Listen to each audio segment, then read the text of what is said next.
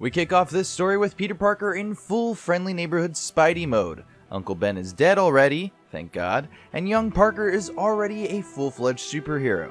Spidey helps Yuri Watanabe and the NYPD take down Wilson Fisk, aka the Kingpin, and his army of rocket-launching thugs. More rockets? A little excessive, don't you think? What? Is it National Rocket Day or something? After the arrest, Peter investigates a possible break-in at an auction house holding Kingpin's art collection. He confronts a gang of masked gunmen who call themselves the Inner Demons. They are searching for a file in Wilson Fisk's belongings.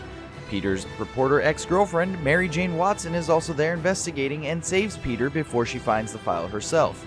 She discovers a secret project named Devil's Breath in the file before the gunmen steal it and escape from Spider-Man's grasp. Peter and Mary Jane put their differences aside and decide to work together to figure out who the Inner Demons are and what they want to accomplish. Peter consults with Martin Lee about the origins of one of the masks he took from the gunman, and Lee ominously warns him not to investigate any further. It could be connected to dangerous people. Mary Jane might want to find a different story. Later, Peter returns to work and he and Dr. Octavius are constructing artificial limbs to help disabled patients. Just as they begin a major breakthrough in the research, Mayor Norman Osborn shuts down the project, takes Octavius' grant money, and steals all of his research. Yeah, that's right. Norman Osborn is the mayor. Mr. Osborn. Oh, please. How long have we known each other? It's Mr. Mayor. Meanwhile, the Inner Demons continue to attack Kingpin's properties and holdings. Spidey, with the help of Officer Jefferson Davis, successfully foils several of their plots. Osborn holds a re-election rally and invites Officer Davis as one of his guests. The rally is attacked by the Inner Demons, with Martin Lee leading the assault in his alternate form, Mr. Negative. Suicide bombers cause mayhem, leaving Peter unconscious from one of the blasts. Get down! Officer Davis' son, Miles Morales, narrowly escapes and survives the attack but finds Davis dead from the onslaught. Peter tries to console Miles and quickly befriends him once Miles starts volunteering at Feast. Osborn hires the mercenary Silver Sable and her squad to take down the demons. She distrusts Spider-Man and they constantly get in each other's way. Spider-Man continues his pursuit of Lee as he discovers Mr. Negative's anger towards Osborn and that he wants to steal the Devil's Breath. Peter finds out that the Devil's Breath is a bioweapon accidentally created by Oscorp as they search for a universal cure to disease. Lee successfully steals the bioweapon and tends to release it on Grand Central Station. Spidey and Mary Jane stop his plot and Peter kicks his ass in the subway. After $1 billion of destruction, Spider-Man finally got his man. Mr. Negative was locked up, Joker style, and taken away to a higher security prison called Arkham. It's called the Raft. The story seems like it's over except for the fact that Dr. Octavius is still pissed and thirsty for revenge on Osborn.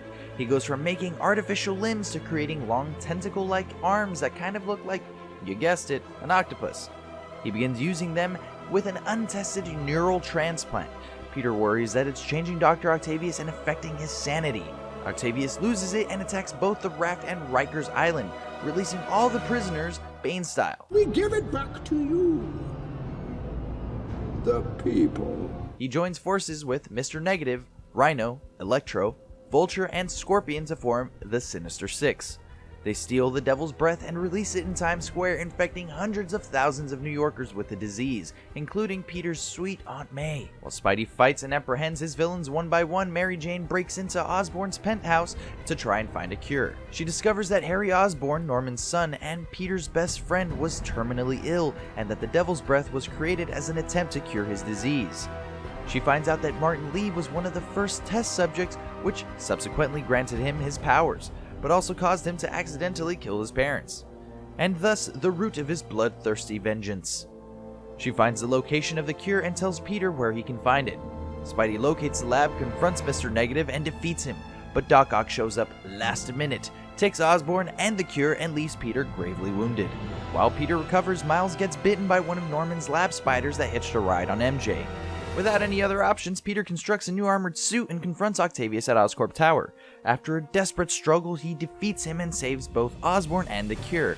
But with only a small amount of the cure retrieved, Peter is faced with the difficult decision of saving his beloved terminally ill Aunt May, or letting scientists study the anti-serum so that they can mass produce it and save the rest of New York City.